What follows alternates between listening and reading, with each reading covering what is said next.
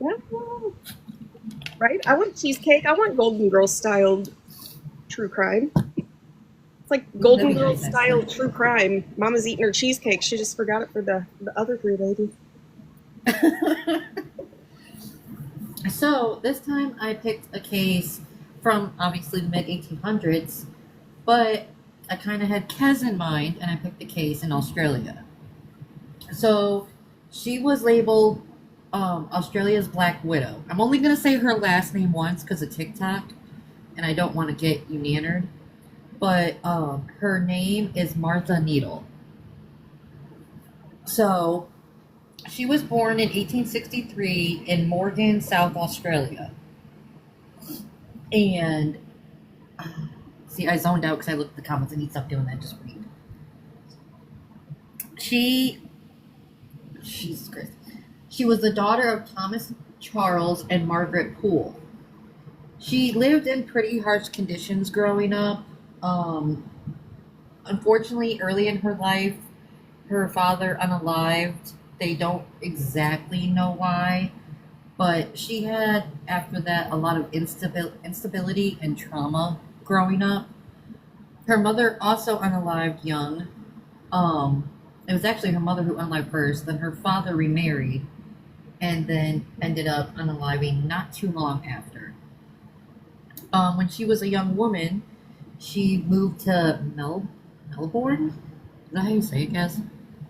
Melbourne? Is that how you say it, guys? Melbourne?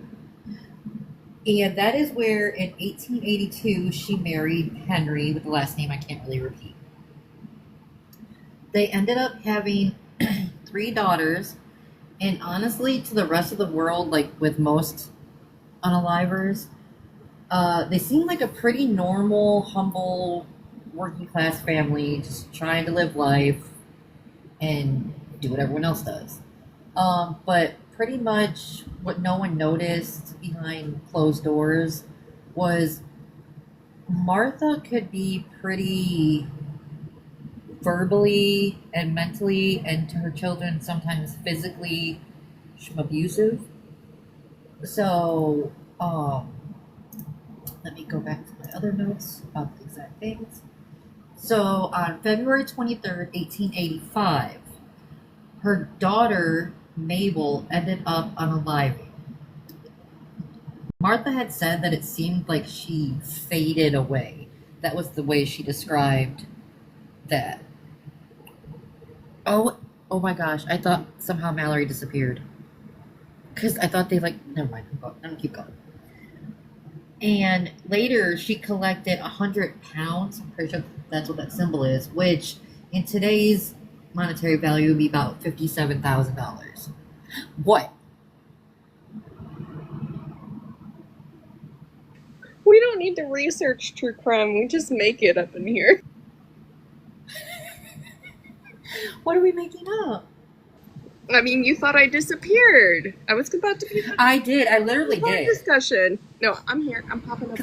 I can't see your name. That's why. I couldn't see your name, and then I just saw Aries, and I was like, how are we still here? Okay. Also, friendly reminder: everybody tap, please and thank you.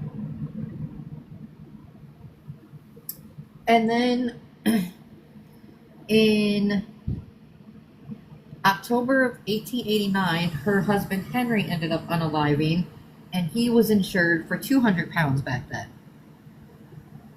And then about 8 months later, her other daughter, Elise, unalived. Doctors didn't really understand what was going on. They honestly thought that they had unalived from typhoid. Can I say something really quickly? I went to change the image so we were not color coordinated. Oh my god, you guys did it again. Fucker. I literally changed it. Right at the same time, right as I came back here and switched. God damn it. Here, let me change it one more time. Go for a camera. No. My husband. Okay. So he came out of the bathroom and I'm in the room on his PC, and he didn't know if I was on camera, so I watched him, like, roll across our bed to get to the door. It's like I didn't know if we were on camera. Sorry, I thought that was hilarious. Okay. So, where was I now? He tries so, as he slams the door, but he usually tries really hard not to make a lot of noise. Martha ended up spending the money that she got from the life insurance from her one daughter and husband on an elaborate family grave, which she apparently visited regularly. Which makes no sense. I don't get that. That's what you would do with the money. But, alright. So, a friend from Adelaide, Lewis Junkin, operated a saddle business with his brother Otto in Richmond. And in 1891, Martha sublet the attached house and took in lodgers. That was how she was earning her money. Not long after, probably a year and a half, she started having an affair with Otto. But both of his brothers, Louis and Herman, didn't really approve of her. They just knew something was off about her. They found ways to try and prevent them getting engaged, or if they got, like when they did get engaged, they tried to find ways to break them up because just something was telling them there's not something good there. And they didn't want her around their brother. The following year, though, Louis became ill and unalive from what was suspected to be typhoid. In June in 1894, so a few months after Louis unalived, Herman was traveling to Melbourne from Adelaide to take care of Louis's affairs. I guess I could have put the picture up. Get things together. But he ate a meal that was prepared by Martha and started to feel ill. He ended up recovering, but became ill again the next day after eating breakfast. All of these meals that he was eating were prepared by Martha to send on his way as he dealt with his brother's things. 2 days later, Herman had fully recovered, but while eating another lunch that was prepared by Martha, he got these sudden seizures of jolts and painful cramps throughout his entire body. He hurried up and found a doctor, who was Dr. Boyd.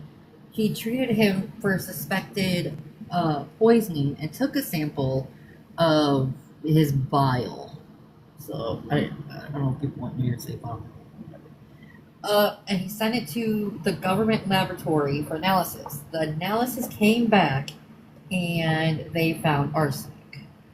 And that's when they immediately knew it was Martha, because everything he had eaten from the time span that he left to the time he got to Dr. Boyd was everything that was prepared by Martha. He didn't eat anything else. The doctor ended up asking him, when did you start feeling this way? When would you get better? He started feeling ill every time after he ate one of her meals. And then when he would go on or find somewhere else to eat, he would feel better and start to get better. So that is when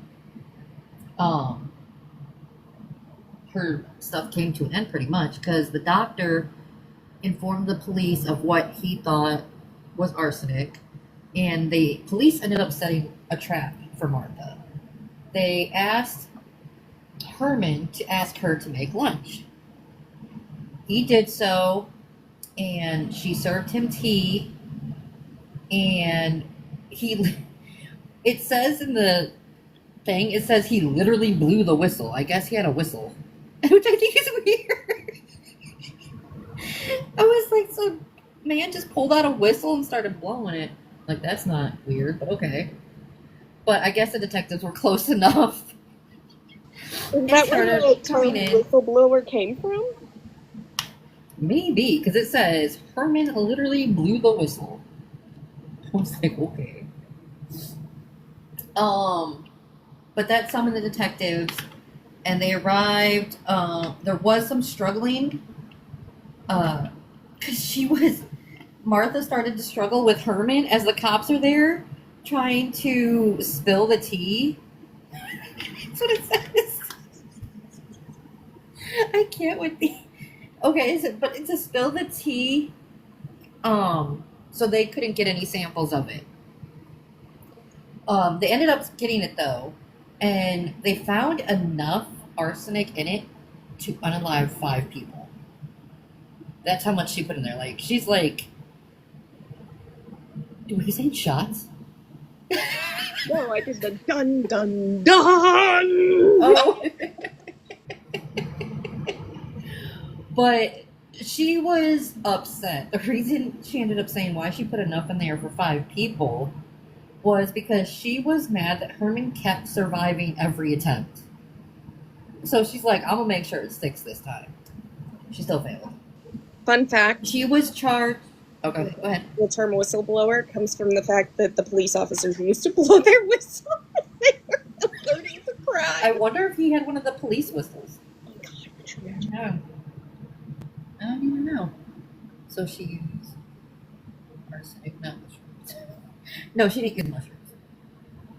It was literally, I have the name of what it was called. It was a funny name to me. Let me see if I can find it real quick. I'll go back to that once I'm done. Sorry, I just got the letter. So she was charged with attempted murder. The body of Lewis was interred in Lyndoch, South Australia, and ended up being exhumed, and samples were sent to Melbourne. The bodies of Henry and her 3 daughters, because she did unalive all 3 daughters. They didn't give much about the youngest, just that she unalived. They thought it was all typhoid. All bodies were exhumed, and all contained fatal levels of arsenic. And she was charged with the murder of Lewis, which was the guy that ended up becoming her fiance, his one brother. Because Herman was his other brother who ended up surviving from it. The trial only lasted 3 days. She pleaded not guilty, but obviously was found guilty, and she was sentenced to unaliving. During her time that she was locked up, she would actually receive visits from her friends. I mean, do better, people. In her final letter to a friend, Miss Owen, she wrote, "Try not to grieve too much for me. Say less." I added that. She was unalived at 8 a.m. on October 22nd, 1894. When asked for her last words, she replied, "I have nothing to say," which is, in fact, saying something. Just saying.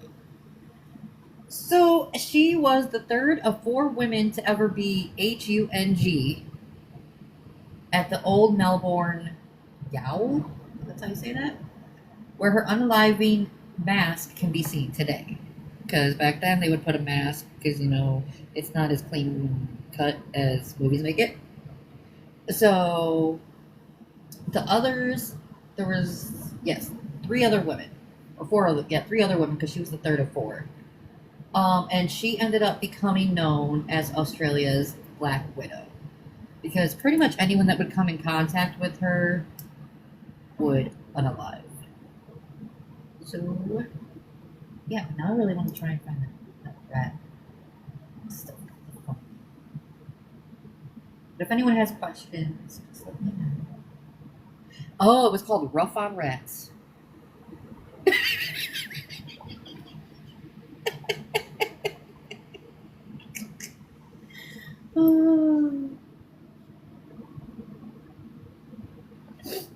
I don't know if anyone has questions. Does anybody have any questions? I fucking can't. About Rough on Rats? About how people need to get better friends? Maybe when you find out they unalived a bunch of people, just stop speaking to them. Right? I mean,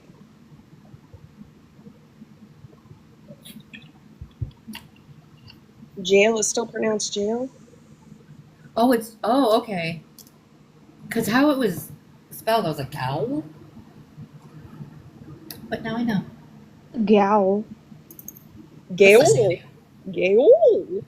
I just had to ask my Australian friend. Oh my Because gosh. that's what I was like, am I saying these names right? 'Cause if This is I'm probably not, sitting in the comments like, bloody hell, you fucking Americans don't know anything. That was is more she British? Scottish than Australian. What kind of Scottish. shit That's all was you're getting out of that? me. Bloody hell! Fucking Americans. I can't do head it. I know ass. it was terrible. That was Nobody terrible. said I was good at it, okay? I could just hear her doing the bloody hell. The sunflower said, what? Please repeat, Mel. That was my husband's voice, she said. Was I mispronouncing a lot of stuff? Because now I'll feel bad if I did. I was trying so hard. I just thought it was funny because every time you had to pronounce something Australian, you were like, Kez will know if it's right or wrong. Well, because I had her in mind for this case, because I was like, we always do, like, American cases, sometimes UK cases. I haven't done an Australian one yet, so I was like, that's not fair. So I was like, Melbourne is pronounced Melbourne. That's Melbourne, okay. that It's okay, spelling. That spelling of jail is like a man trying to spell or sound it out for the very first time. It's literally a crime in and of itself. Yeah, lock up all the Australians until they can spell jail correctly. Literally. It's Melbourne. Okay. Alright. All right. Did I pronounce Adelaide right? Adelaide. Pretty sure that's Adelaide. I love that. I used to like play a card game and you'd be on teams, and my name was Adelaide in that because I loved that city name. Fun fact, random fact. Alright, well, if anyone does have any questions at the end, after Mallory's, go over stuff. Okay, so real quick, if everybody can tap, we are going to move from Mama to Aries. So I'm going to big box Aries, right? It would be a really pretty name. It's like one of those things I really like. So we'll let Aries go. But if everybody can tap, it helps kind of keep the live going and keep us on. You know me, I don't ask for gifts or anything like that. Just taps or claps. Okay. So I'm covering the case of Barry Leucitis. I think that's how. Let me look at Wikipedia again. I want to say it right. Yeah, Leucitis is my understanding of it. Anyways, Barry, he's from Moses Lake, Washington. This happened in 1996. It was Frontier Middle School. This other image that I have, it's just an AI image. It's not actually the school. I do have a picture of the school. Hold on, let me get a better picture of it.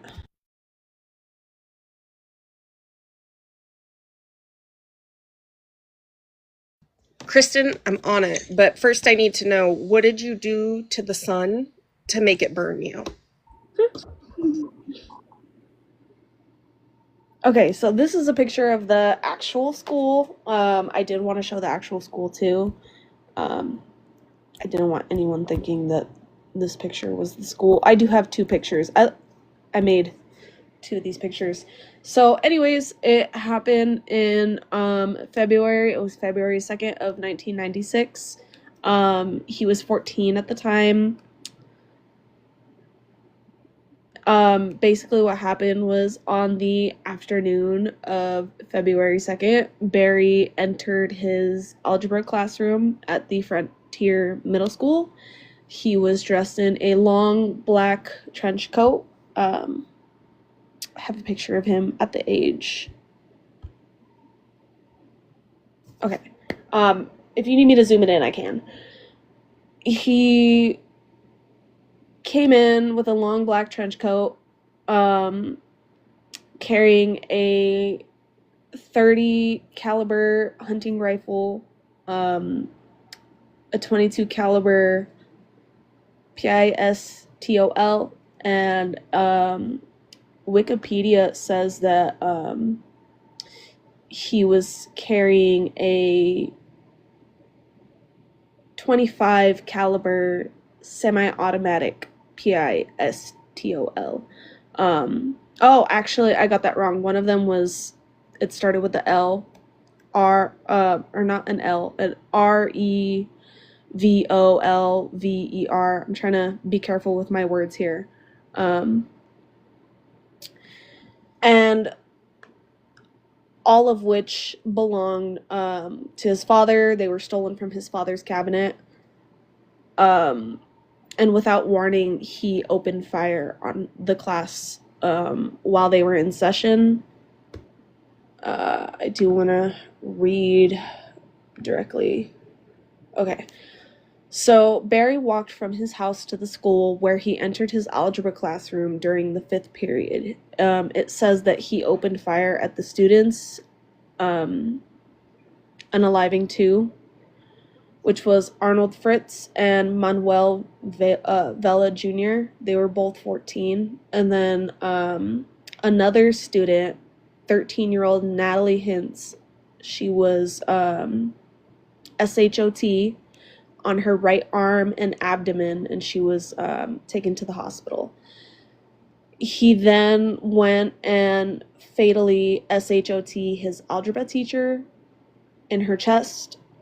One of the teachers and coach ended up entering the classroom upon hearing all of the noise. I'm sorry, I'm not really looking at comments right now. I'm trying to focus on talking. So if anybody does have any questions, you're going to have to point them out to me.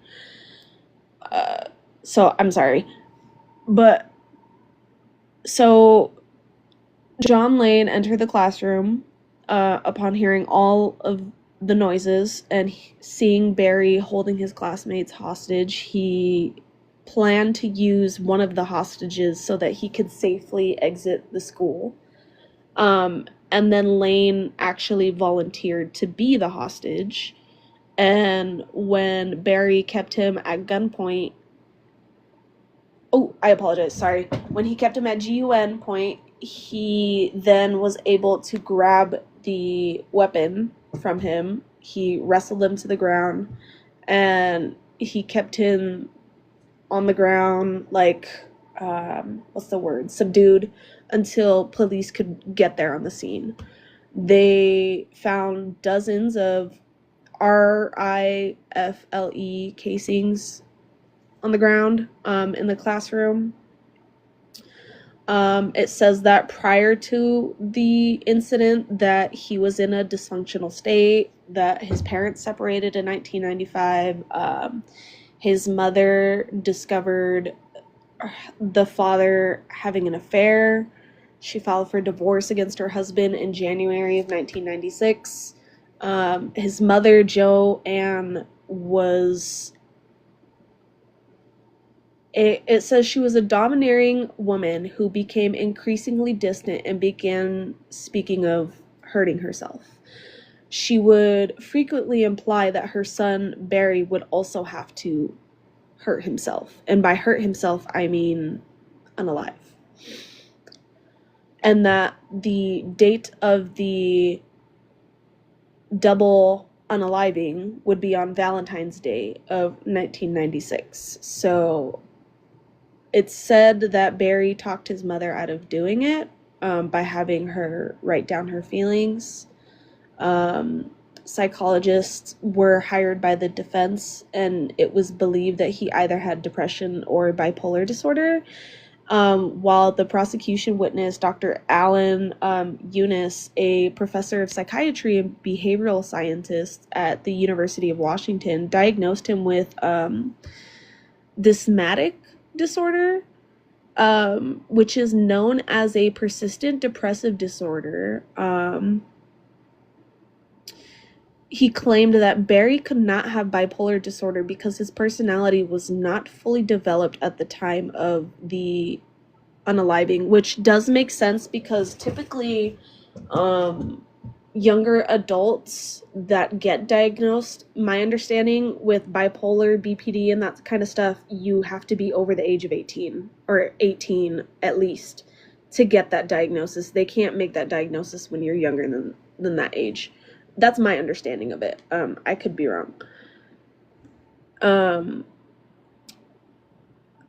Barry had hyperactivity. He was taking Ritalin at the time. He had clinical depression. There was mental illness that was clearly present in the last 3 generations of his family and the last 4 generations of his mother's family. And Barry claimed that he was only intent on hurting Manuel and that the others were accidental. A notable quote was after unaliving his victims, he reportedly said, "This sure beats algebra, doesn't it?" It says that this chilling statement was allegedly inspired by the movie Natural Born Killers, which he had been obsessed with, as well as the novel Rage by Stephen King, which features a school unaliver.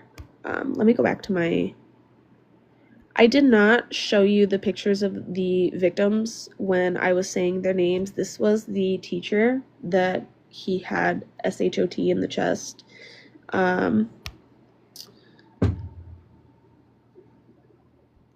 This is Manuel.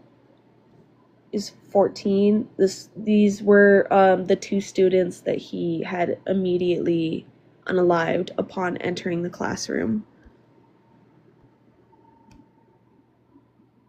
And this is Arnold. They're both 14 years old. I did want to make sure I shared their pictures. That's like really, really important to me to make sure that the victims' pictures are shared as well. I'm just gonna put up a picture of the school real quick. So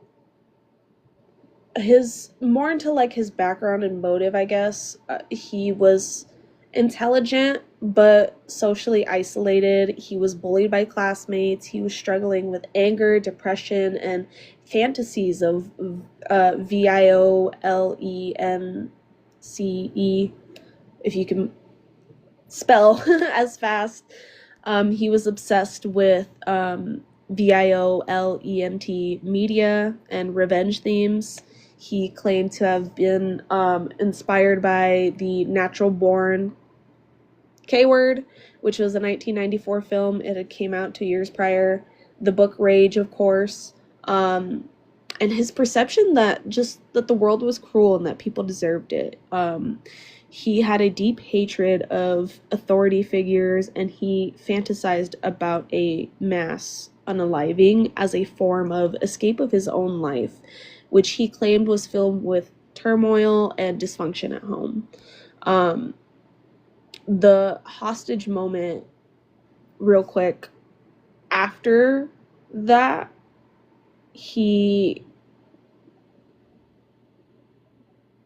oh no, this is just saying the same thing. So this is just basically saying that he took them hostage. He held them for about 10 minutes, pacing back and forth, threatening to hurt more people. And then that's when the coach had came in, heard the noise, rushed into the room, volunteered to be the hostage, and then ended up wrestling Barry to the ground, disarming him and stuff. He was charged as an adult despite being 14, and his lawyers argued insanity, citing mental illness and influence from violent media. The jury rejected his defense, though. In 1997, Barry was convicted and sentenced to life without parole. I do have a picture. I'm not sure if I showed it. I do have a picture of what he looks like now. I know it's a little blurry. I kind of took a screenshot on my laptop and sent it to my phone, so it doesn't look the best as it would, because I usually save them on my actual device. There's a couple things that are worthy of mentioning here. Due to a 2012 Supreme Court ruling stating that the mandatory life without parole for juveniles is unconstitutional, he became eligible for resentencing. So in 2016, he was sentenced to 2 life terms plus 205 years. But the new sentence still excluded parole due to the nature of his crime and his lack of remorse at the time. So I know it said in 1997 that he was convicted and sentenced to life without parole.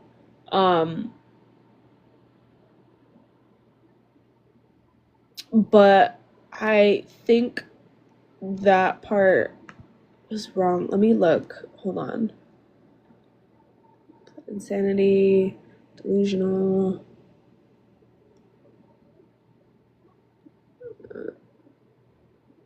Okay, sorry, I got that part wrong. So in 1997, he was actually convicted for 2 counts of first-degree unaliving, 1 count of second-degree unaliving, and 1 count of first-degree attempted unaliving, and 16 counts of aggravated kidnapping. He was sentenced to serve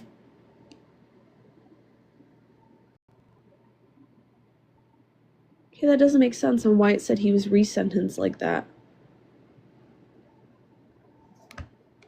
Okay, I'm just a little confused looking back Probably over the verbiage. Okay, I think it was like the actual crimes and stuff. Like, okay, I got a little confused. So, anyways,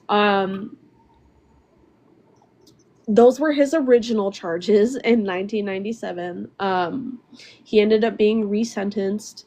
I think justice definitely got served. I really love that they included in his resentencing not giving him parole. I mean, I see a lot of cases. I've been looking at a lot of cases recently where it is a very violent crime and they end up getting out after a few years because of how young they are. So, okay. So they could get automatic life terms. The law changed so it couldn't be automatic life terms without parole, and it was retroactive. So Lakaitis had a hearing and resentencing in 2017, and he was given 189 years in prison. Okay. So that part that I have on here where it says he was resentenced to 2 life terms, it's because it had the same sentencing, so that's where it threw me off. Okay. Thank you. I appreciate that because I was really confused by that. I looked it up. I figured I'd make sure. Okay, I appreciate that. No problem. So, there's only 2 more things that I really wanted to mention here. After that, it was one of the first high-profile school unalivings in the U.S. committed by a juvenile. I mean, of course, there's other ones we know about, like Columbine, Sandy Hook, but this was in 1996, one of the first ones. It really increased attention to, like, school security, mental health, and the influence of, like, media, VIOLENCSCE. Stephen King later pulled Rage from the print, saying he regretted its possible role in real-life school shootings. And the key takeaway here is that, like, while he was only 14 years old, he committed a very cold, calculated attack on his classmates. Like, he planned this from the very start. He knew what he was going to do.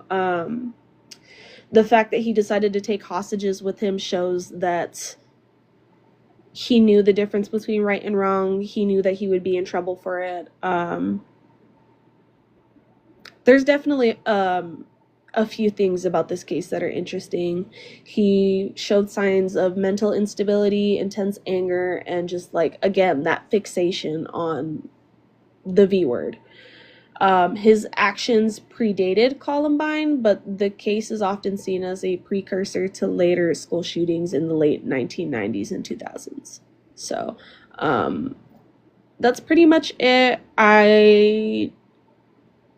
It's kind of a triggering one, but I do think that since that stuff does still happen this day, it does make me interested to talk about the times that it first happened and how we as a society reacted to it. I'm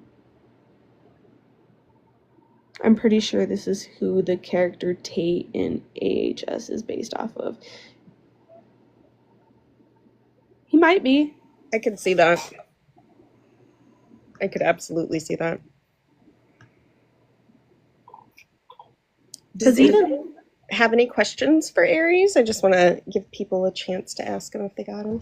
No, you're good. What were you going to say? Oh no, I was just gonna say, like, even watching, like, I'm a big American Horror Story fan. That storyline, like Tate being that, I never liked that. Yeah. Especially them showing him doing it, that I didn't like that. I couldn't really get into American Horror Story, honestly. For me, I really liked Coven. There's certain parts about Coven that I don't like because it gets like old-timey and racist. Yeah. But yeah. There's only a couple seasons that I like. Yeah. All right. I'm going to shrink you down. Sorry, I'm always breaking everybody's hearts. And then I am going to real quick pull up my picture. It put me in the bushes. I didn't want that. Uh-oh. Okay. So for my crime tonight, I'm going to talk about Debbie Sue Carter, who was 21 years old and worked at the Coach Light Club in Ada, Oklahoma. And this is one of those cases where basically anything that could go wrong did go wrong. And Debbie had like a lot of hopes, dreams. She was very independent. And it's important to note that in the weeks before her murder, she had told friends that she believed someone was stalking her, that they were harassing her, cornering her, grabbing her, and watching her. And she had wrote down names in her planner as she did like messages. And one name in particular kept coming up, and the name was Glenn Core. So Debbie actually told friends that she was scared of him. And that's important to remember as we walk through this. So Debbie left the Coach Club a little after midnight on December 8th of 1982. And the next morning, her friend Gina wasn't able to reach her. So she had a key to Debbie's apartment and she went over, opened the door, and she found Debbie had been unalived. She had been raped, beaten, and a telephone cord had actually been used to strangle her. She was sprawled out, didn't have any clothes on, covered in bruises. Her face was not recognizable really, and there was fingernail polish and ketchup that had been used to write messages around the apartment and on Debbie herself, including "F-U," "die," "Debbie is a B word." And there was one thing that was written that they weren't ever able to really distinguish or read. So it appeared really personal, angry, sadistic, and police were called to the scene, and what should have been a carefully and thoughtfully investigated crime turned into a massive disaster. So to begin with, the apartment was never properly secured. Paramedics, officers, and even a funeral home worker were just kind of allowed to trample through the apartment. The police would move evidence before it was even photographed. There was BLOOD that was found that was never tested thoroughly. They found hair that ended up being from the male who did this, but they bagged and tagged it, improperly because why worry about something like that, right? And unfortunately, the person did leave behind DNA, but keep in mind this is 1982, so DNA testing did not exist yet. It was a really chaotic crime scene, and it was really clear that Debbie had fought for her life. There were signs of struggles throughout her entire apartment, and this is where the police kind of doubled down on the incompetence of how to do their job. So they should have focused on every suspect. But what they did was there was a man named Ron Williamson in town, and he had been Ada's golden boy. Like, he was drafted by the Yankees. He was like the 41st draft pick and a local celebrity that was really destined for like major league fame. But unfortunately, in 1982, but by 1982, it had all kind of fallen apart. He had injuries that were career ending. His mental health rapidly declined. He was bipolar, schizophrenic, and he suffered from extreme paranoia, which left him very isolated, erratic, and vulnerable. And people around Ada knew him as the guy who talks to himself, the guy who lives with his mother, and the guy who used to be somebody but doesn't have anything going on now. So to the police, he was strange. And basically strange was enough for them to say, yeah, that's the guy. Let's go ahead and figure out how to get him. Now, Ron Williamson had a friend named Dennis Fitz. And Dennis was Ron's best friend. Like, that's it. That's the connection they had. He had no criminal history. He was a school teacher and a single father because in the mid-70s, his wife was actually murdered. So he was raising his daughter on his own, and he really didn't know Debbie. But the police figured if Ron did it, maybe he had some help. And so 5 years after Debbie was found murdered, they decided that they were going to arrest Dennis and Ron, and they were going to prosecute them. So the Ada PD basically built their case on the 4 following things. Ron had been at the bar the night that Debbie was murdered. It's true, but there were also a lot of other people at that bar, including the individual that she had said she feared, Glenn Core. There was a single hair that was microscopically consistent with Ron, not DNA. It is like basically junk science of the time. They used it, but it really didn't give them anything. But at the time, it was, one of those things that could be introduced and experts could come in and talk on.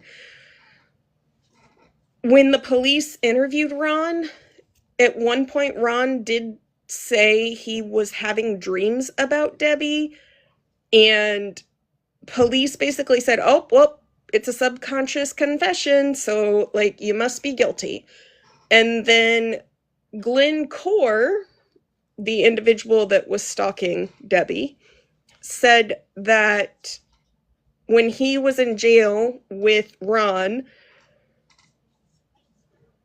basically Ron had confessed, and Glenn Core gave them all the information that, basically made him the prosecutor's star witness, even though, this is the man that they decided to just leap over and not even really look into. Now, Ron's mental health was rapidly deteriorating. He was paranoid, he was hallucinating, and he was unmedicated, which is probably one of the reasons why he ended up admitting to these dreams. He may not have even had them. It just could have been that, when he was being questioned, these things started to come together and he was having issues and just kind of said things that maybe made it feel like it was calming the situation down. So during questioning, he really did begin mixing dreams with reality, and he'd say things like, maybe I was there, maybe I dreamed it, I just don't know. And instead of thinking this man needs psychiatric help, the police just basically called it a confession and went on with their day. Now, in 1988, Ron and Dennis were tried separately. Dennis was given life in prison, and Ron was put on unaliving row. Now, keep in mind that Dennis has a wife who had been murdered in around 1975. He's raising a daughter on his own, and he's a teacher. So, like, this was a pretty big deal. And Ron was supposed to be this big hero. He was going to go on to the major leagues and be somebody, blah, blah, blah. In Ron's trial, the prosecution really leaned on the fact that Glenn Core had testified and given them the confession, the fact that Ron said he had dreams about Debbie, and the hair evidence with the junk science. They knew they had no hard evidence, but basically the town wanted a conviction, so they were happy to just kind of move along without really looking or investigating anybody else. Unfortunately, Ron's attorney was also underpaid, overworked, and just was not prepared to defend somebody who had serious mental illness. So during the trial, it's reported that Ron would often rock back and forth while speaking to himself. He never really understood what was even going on, and he told the judge he heard voices telling him that he would be set free. So he spent 11 years on unaliving row, and in those 11 years, he lost 40 pounds, developed liver disease, was placed on schmuicide watch, and attempted multiple escapes, telling the guards he was going home. And in 1994, he received news that he was going to be scheduled for execution. And when he was 5 days away from being executed, a federal judge issued a stay, and the judge asked basically, why hasn't anybody run the DNA test on the hair or the DNA that was found? Because DNA was coming up. So in 1999, with the new technology available, DNA testing was finally done on the DNA that was left at the crime scene, and the results came back that they were not a match for Ron or Dennis, meaning that neither of these men who had been convicted were the ones who did it. But it did match somebody, and it matched Glenn fucking Gore, the man that the police basically hyped up, overlooked, even though Debbie's friends had been saying that she was terrified of him, and the person that the prosecution had made their star witness because he magically had the details of the crime because Ron confessed to him in jail. So Ron and Dennis were officially exonerated and freed in 1999, where after Ron had spent 11 years on unaliving row, Dennis had served 12 years of a life sentence. And unfortunately, Ron's health never really recovered. He passed away in 2004, 5 years after his release from cirrhosis of the liver and kind of the trauma that he had endured in prison. So he really did not get to be released and live his life. Dennis went on to write a book called Journey Towards Justice, which is his memoir about being wrongfully convicted. And to cycle this back to the original crime, Debbie obviously deserved justice, and justice was not served properly. So you'd think that when police realized, oh shit, we got the wrong guy, let's go get this Glenn Gore and arrest him, it would have happened instantaneously. But it took 4 more years for the DA's office to finally do something about it, and it's only because the public was pressuring them so much. They were upset that not only these 2 individuals had been convicted of the crime that didn't do it, but also the fact that they basically kind of looked the other way, it felt like, to a lot of people when it was realized that his DNA was a match to that. So they ended up convicting him of first-degree murder. But unlike Ron, who didn't commit the crime and was put on unaliving row, he did not get the unaliving sentence. So even after everything, he got a lighter sentence than the person that was wrongfully convicted did. And it was, honestly 21 years too late by that time too. He had gotten to live a life for 20 something years before he was ever taken in, and they had prosecuted these individuals based on his word, which is just sick. And honestly, I don't know how they didn't see it as a red flag. This man who says that, or this man that Debbie was saying was stalking her, has all these details and we're not worried about it.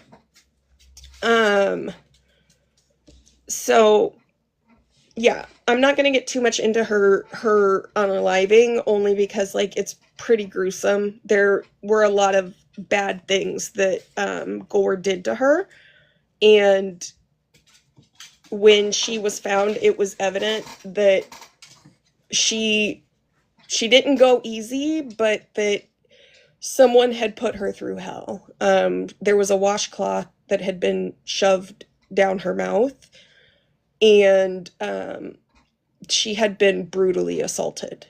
So, yeah, just one of those things where the police decided that they didn't really have to investigate because they knew who it was, and basically relied on the magic 8-ball equivalency of, evidence to convict two men. And then when the DNA showed who it really was, didn't seem to want to admit that they'd done something wrong. So that's my crime for this week. Yeah, it's not right. It's absolutely insane that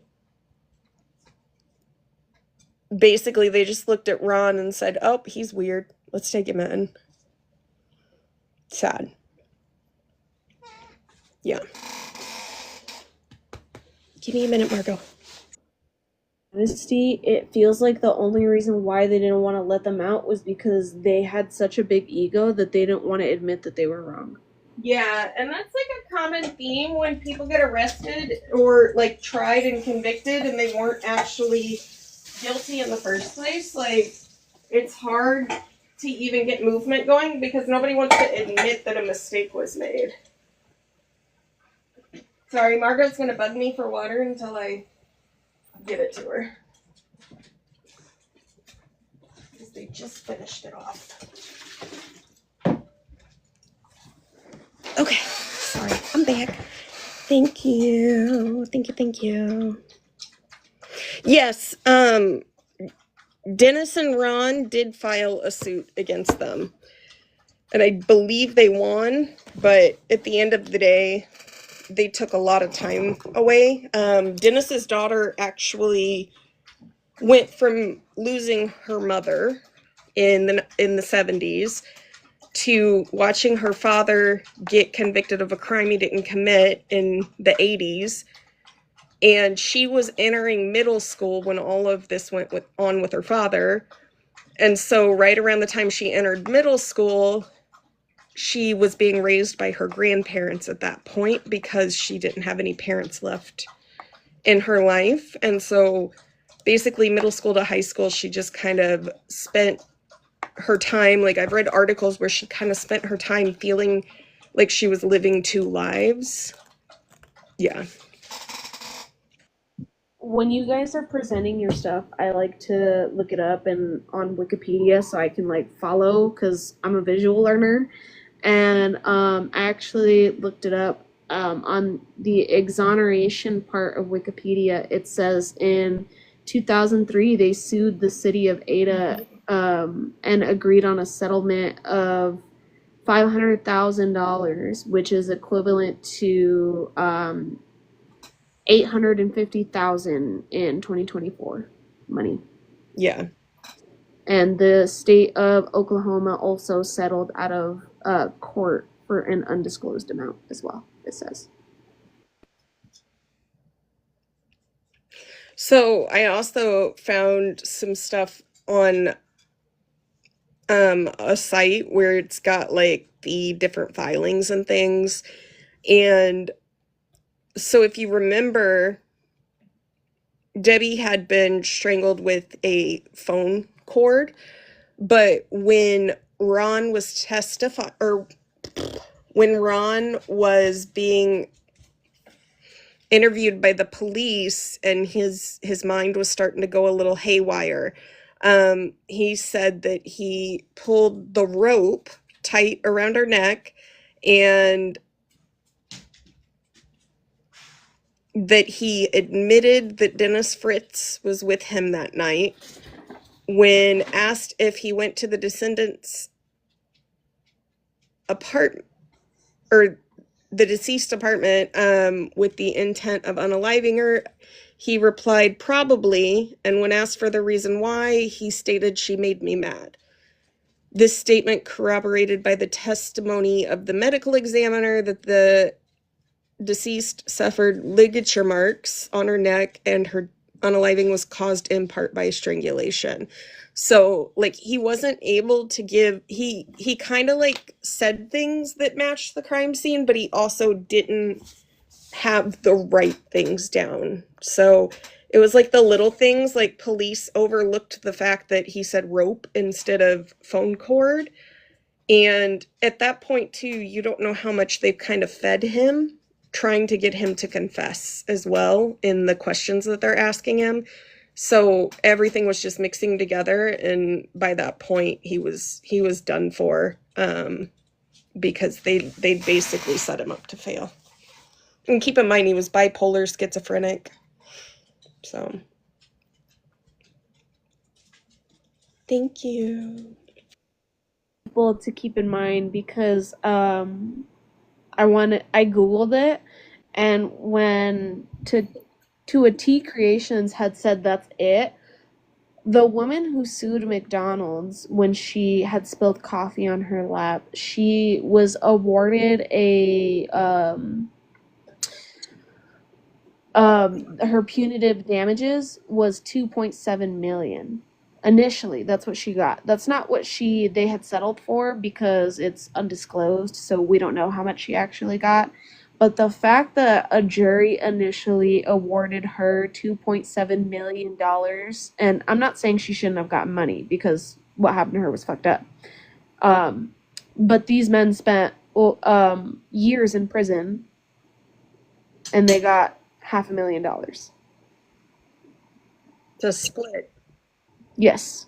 Yeah. And then I'm assuming after taxes, it probably was less. Yeah. They spent 11 years in prison. So, definitely way too little. But then again, at that point, like the city and the town had clearly were showing that they really didn't care. Sadly. Also, thank you everybody for the gifts tonight. I appreciate it. And thank you for showing Mama and Aries love too. Thank you, whoever gave me gifts. Sorry, I was reading up on stuff online. You're good. You're good. Cleo, that's the dog's food. Not that every case isn't interesting, but we always pick the most interesting cases. Right? What was it that it was called? Dang it. The arsenic stuff. What? The arsenic stuff that she used. I'm trying to remember because it was funny to me. Ooh, fun story. So arsenic, well, it's not a fun story, but you know what I mean. Arsenic used to be used in things like wallpaper. And back when it first started, there was this family, I can't remember their name, but they were like median class. They'd saved up money. They had 3 kids, and they redid the whole room and all of that stuff. And then that year, in 1 year, they lost all 3 of their kids because they unalived. And it was blamed on, not tuberculosis, another disease at the time. Typhoid? No, I don't think it was typhoid. I can't remember. I'll have to look it up. But basically, it turned out that a doctor went to check on the little girl because she was like 2 or 3 at the time. And when she passed away, he was in the room and he realized that the kids had been tearing wallpaper off the wall and licking it. So they were like being poisoned because the arsenic added a color to the wallpaper that made it pretty, but it also unalived them. And that's why, it wasn't lead poisoning, it was arsenic. Because they actually started a campaign so that arsenic couldn't be used in those types of things. So the name of the rat stuff was Rough on Rats. Still cracks me up. It says that during the Victorian era, there was arsenic-based pigments like Scheele's green, which were highly toxic, and if children ingested pieces of the wallpaper or inhaled the dust from it, they could suffer from arsenic poisoning. And arsenic was also used in other household items. Yep. Well, I guess it's trial and error. Apparently, that green was a very popular choice. It was, because it was very vibrant. Like, the arsenic made it really pretty, and people didn't know that it was going to unalive them. But even if we weren't eating it, like, touching it and things was also really bad for them, too. Yeah.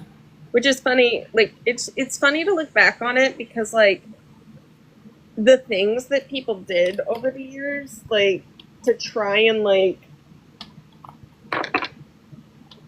live in some sense of fashion, like, or good health, like, the arsenic in the wallpaper, and then there was the guy who basically, like, during the radium fad, was given radium because they didn't know what it was going to do, and it was supposed to have all these healing properties, and it was added into everything from water to cosmetics, and there was a medicine called Radithor where it basically was supposed to cure anything and everything, and then it ended up that you were drinking radium, and the man's jaw fell off and all that stuff, but it's just insane.